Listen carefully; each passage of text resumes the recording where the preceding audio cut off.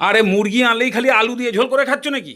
একবার এইভাবে ভুনা করে খাও। স্বাদের ঠেলায় 500 মুরগি আর 8টা রুটি কখন তোমার থলিতে ঠেলে দেবা তুমি নিজেই বুঝতে পারবে না। পারলে ভিডিওটা তোমার ফোনের আলমারিতে লক করে রেখে দাও, নাহলে হারিয়ে গেলে আবার খুঁজে পাবা না। মহা সাংঘাতিক লাগে। বিশ্বাস না হলে 100, 150, 1 কিলো 2 কিলো নিয়ে এসে ভালো করে ধুয়ে ফেলো। আমি 1 কিলো ধুয়েছি। এবারে 1 চামচ জিরে, 1 চামচ গোলমরিচ, খানিকটা জৈত্রী ফুল আর একদম হাফেরও হাফ জায়ফল। ভালো করে এগুলোকে আগে গুঁড়ো করে নিয়ে তারপরে খানিকটা আদা রসুন দিয়ে সামান্য একটু জল দিয়ে একেবারে ঘুরিয়ে পেস্ট বানিয়ে মাংসের মধ্যে ঢেলে দাও। এর মধ্যে এখন 1 চামচ হলুদ গুঁড়ো, একদম আন্দাজ করে নুন আর হাফ পাতিলেবুর রস।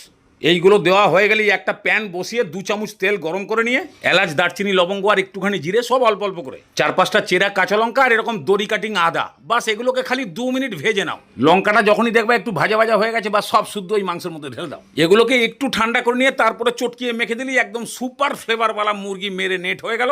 20 মিনিট ঢাকনা দিয়ে রেখে দাও। পাক্কা 20 মিনিট পরে কড়াইতে আরও 2 চামচ তেল ভালো করে গরম করে নিয়ে একেবারে দামড়া সাইজের একটা পেঁয়াজকে কুচি করে দিয়ে দাও। একদম লাল লাল করে ভাজো। এরকম টাইপের ভাজা হয়ে গেলেই বাস দিয়ে দাও মাংস। 10 মিনিট ভালো করে কষাও।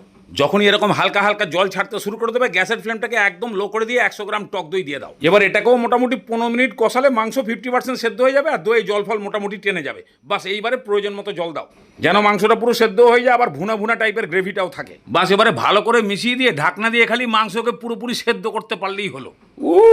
যখনই মুরগি এরকম ভাবে সেদ্ধ হয়ে গিয়ে একদম সেজে গুজে রেডি হয়ে যাবে, বাস এবারে সেই অসভ্য পাতা কুচি, ভাজা কসুরি মেথির গুঁড়ো আর 4-5টা চেরা কাঁচা লঙ্কা ভালো করে মিশিয়ে দিয়ে নামাও।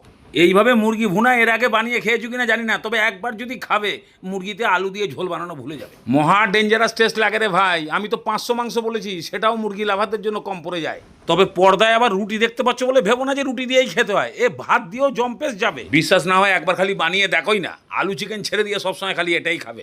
একেবারে জম্পেস মার্কা মার হাওয়া টেস্ট।